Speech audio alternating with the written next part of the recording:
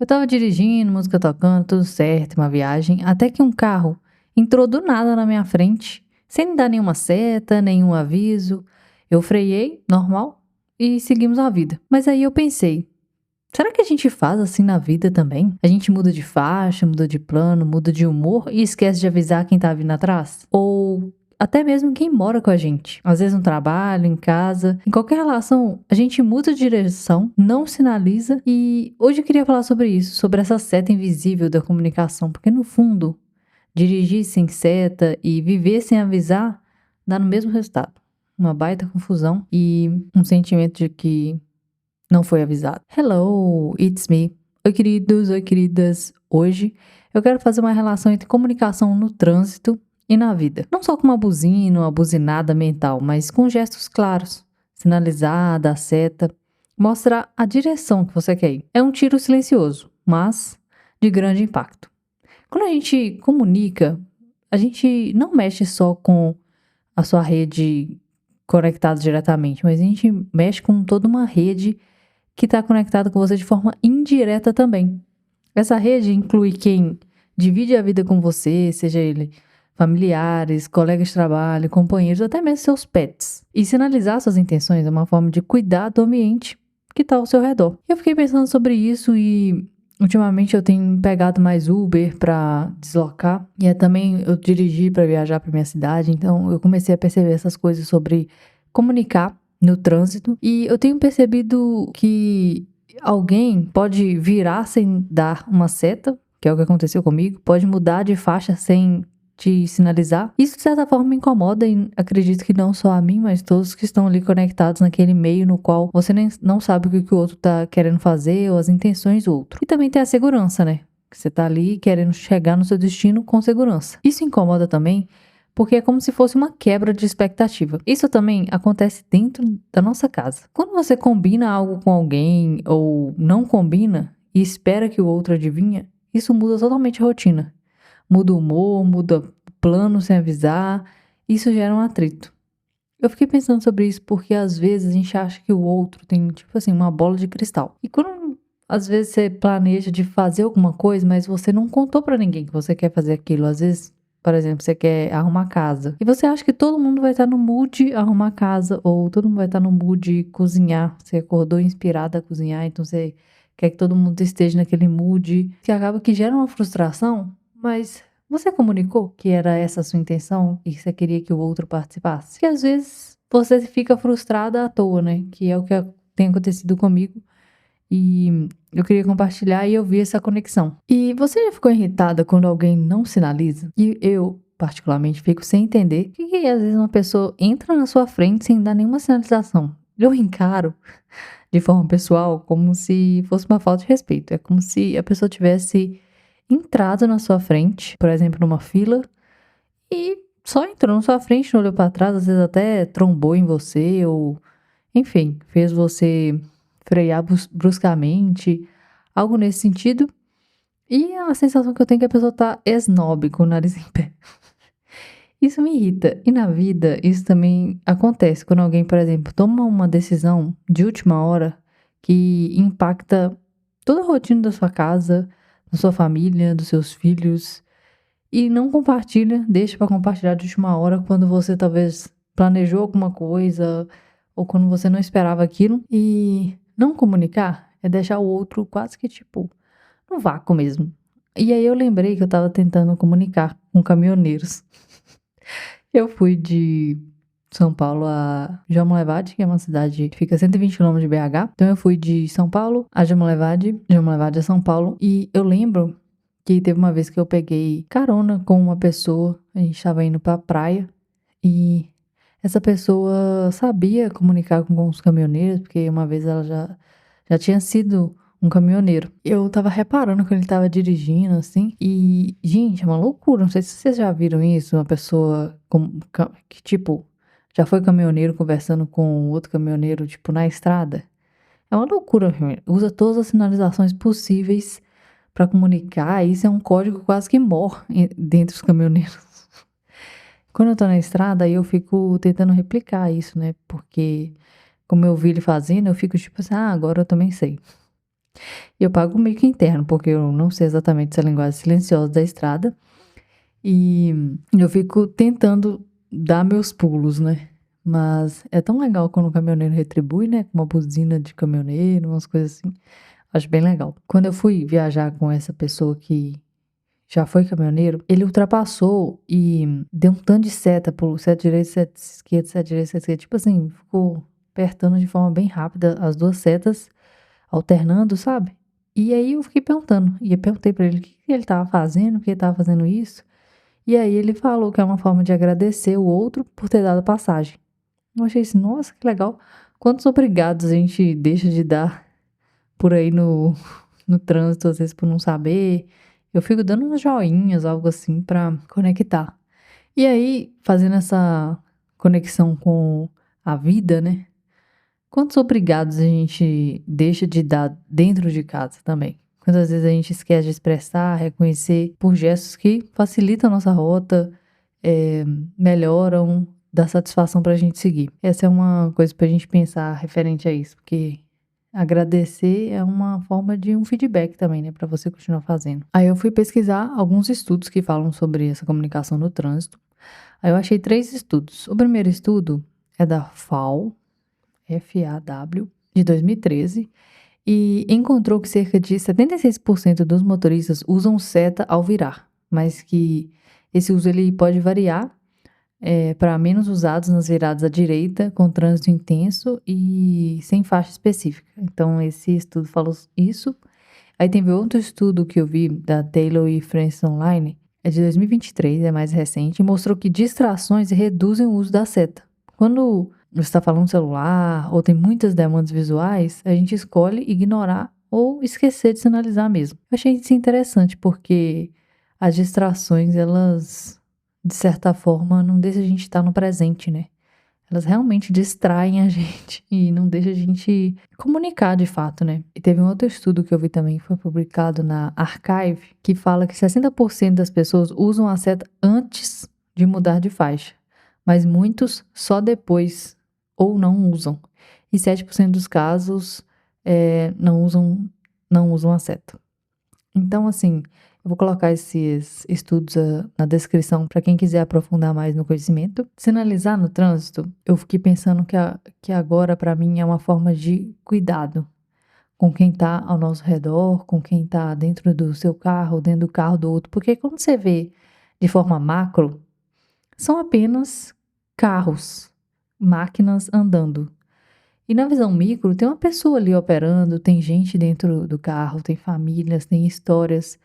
Mas na visão ampla, são apenas carros. E os carros precisam de comunicar. Porque se fossem humanos, tipo assim, visivelmente os humanos, a gente ia entender, né? Comunicação não verbal. Mas como são máquinas, é o que a gente vê, né, do carro, a gente precisa de comunicar para se entender ali, prever e adaptar conforme o que está acontecendo. E pensando dentro da nossa casa, né, perceber que comunicar, por exemplo, um plano, uma mudança de humor, comunicar que não tá bem, que não tá se sentindo bem, que tá super animada, tá super motivada.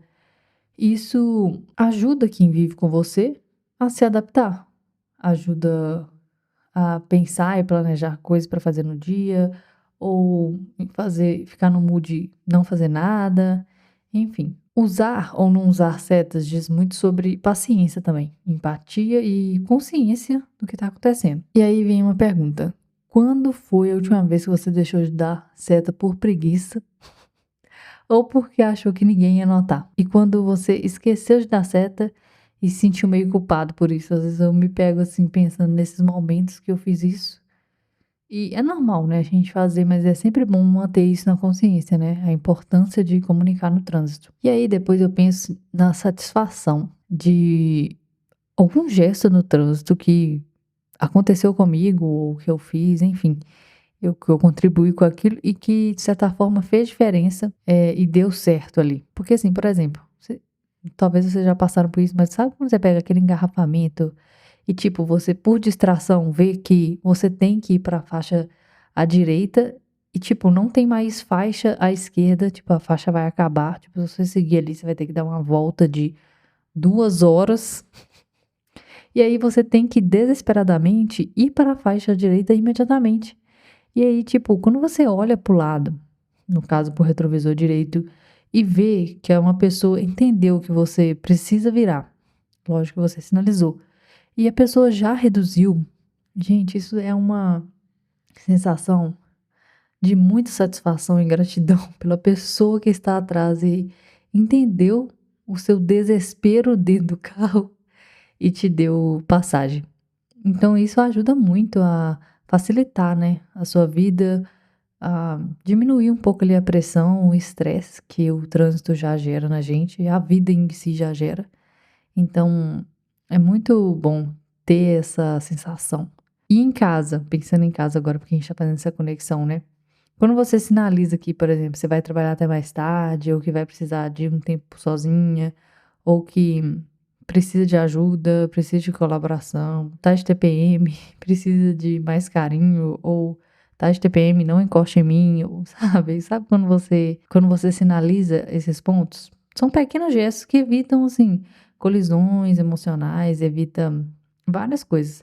Tanto é que, pensando na TPM aqui, eu ouvi um podcast do Joel J sobre TPM. Vou até colocar ele aqui na descrição também, para quem quiser ver. E aí, ele entrevista um médico e ele fala sobre a TPM, como os ciclos funcionam e como que as mulheres, elas se comportam em cada um desses ciclos, não que esteja colocando a gente em uma programação ou algo padrão, mas que mostra alguns sinais que é bom que a pessoa no qual convive com você entendam esses sinais para se adaptar, para tornar aquele processo ali, ou aquela temporada, digamos assim, mais leve. Então, eu coloquei todos esses pontos que ele falou dentro da minha agenda e eu compartilho essa agenda com meu parceiro e, de certa forma, ele vê essa agenda, sabe tomar as melhores decisões mediante a isso. De forma bem geral, assim, sem pensar nos micro detalhes, funciona. Eu tava lembrando que algumas vezes eu e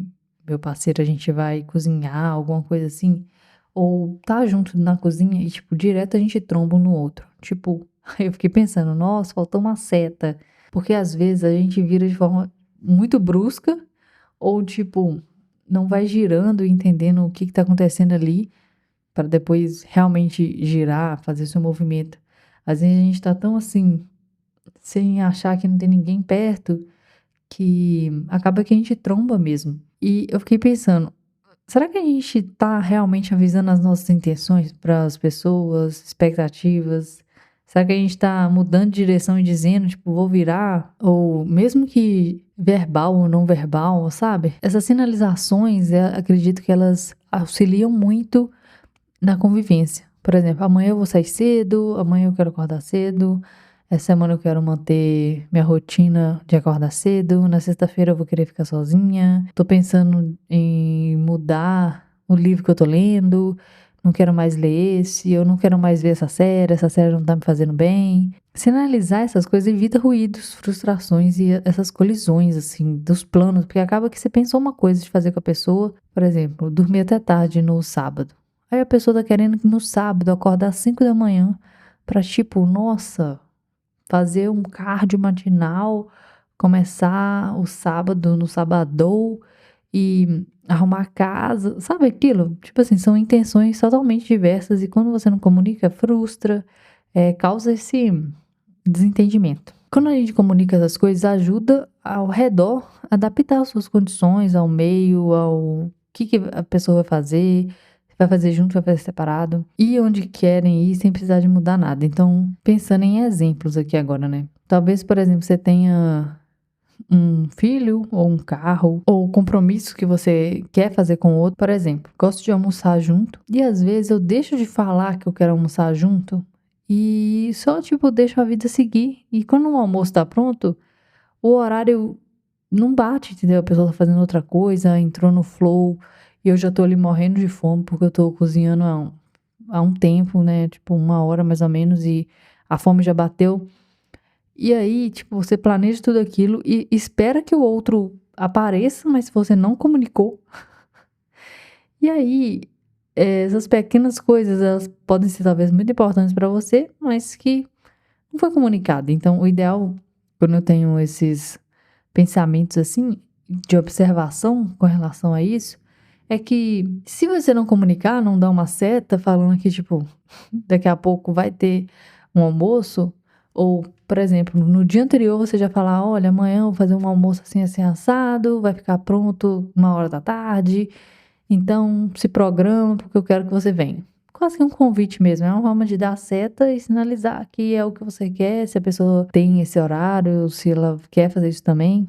Enfim, esses comportamentos pequenos de comunicação, ele tem um efeito coletivo. Então, quando você, por exemplo, sinaliza, o outro observa e é como se fosse um efeito modelagem, igual mostrei no primeiro estudo que eu falei. Outro exemplo que eu pensei aqui é que às vezes eu gosto de ir na academia de manhã ou de noite. Quando eu vou, por exemplo, na academia na hora do almoço, eu me sinto, de certa forma, estressada, porque eu tenho a sensação que tem muita coisa para fazer, tem muita gente me chamando, eu tô com fome, provavelmente, e eu não faço aquela atividade direita, fico estressada, irritada. E aí eu percebi que pra mim o melhor horário pra ir é de manhã, que aí eu me sinto, tipo, livre o resto do dia. Ou quando de manhã não dá, ou por eu ter acordado tarde, ou porque tinha alguma coisa que eu tinha que ver de manhã e que quando eu acabei de fazer isso já se tornou tarde, aí eu vou de noite. E aí, às vezes eu espero que meu parceiro também vá comigo de manhã, mas às vezes acontece isso, né, de ou ter dormido tarde, ou ter um compromisso de manhã que não dá pra fazer isso. Ele vai no almoço, na hora do almoço. E eu não gosto de ir na hora do almoço, vou à noite. Então acaba que ele vai na hora do almoço, eu vou de noite sozinha. Ambos vão sozinhos. E tá tudo bem, sabe? Mas às vezes se é algo que você se importa, ou que você gostaria muito que a pessoa fosse com você, tem que ter uma comunicação ali pra que isso aconteça. Porque se não comunicar, não vai dar certo. Às vezes a gente acha que a pessoa tem bola de cristal e ninguém tem bola de cristal. Eu acabei lembrando de um fato cômico que aconteceu essa semana. Eu peguei um Uber e tava tranquilo, nada a reclamar.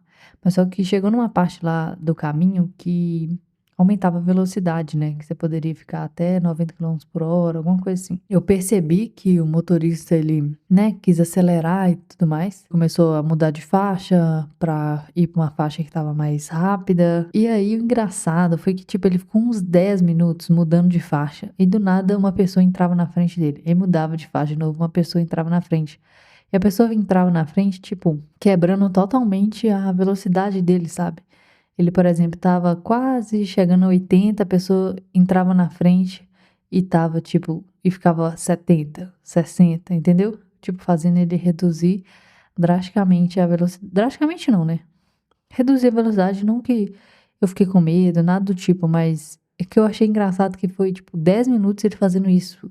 Aí a pessoa ia na frente dele, ele passava por outra faixa, tipo, não dava nem 2 minutos, outra pessoa ia na frente dele fazendo a mesma coisa. E aí, por fim, eu falei assim, ô meu filho, aqui, deixa eu te falar, mantém 70 km/h mesmo, porque assim, parece um sinal claro da vida pra você não acelerar. Porque assim, já tem 10 minutos que você está tentando aumentar a velocidade e você não está conseguindo. Vamos aceitar que dói menos? Falei com ele assim, nossa, ele riu demais. E aí me deu inspiração para eu criar esse episódio sobre comunicação. E é isso, queridas. Comunicar é se mostrar. Seta não é só um gesto, mas é uma forma de ajudar o outro, sinalizar para o outro, comunicar com o outro, eu tô aqui, vou virar, me espera. Então, ficar mais atento quando a gente estiver dirigindo, pra gente evitar distrações, evitar a pressa, a gente vai conseguir chegar onde que a gente quer. Só manter o cuidado, não precisa de acelerar muito, você vai conseguir chegar onde você quer. Mantenha a atenção, comunicação de verdade está no cuidado.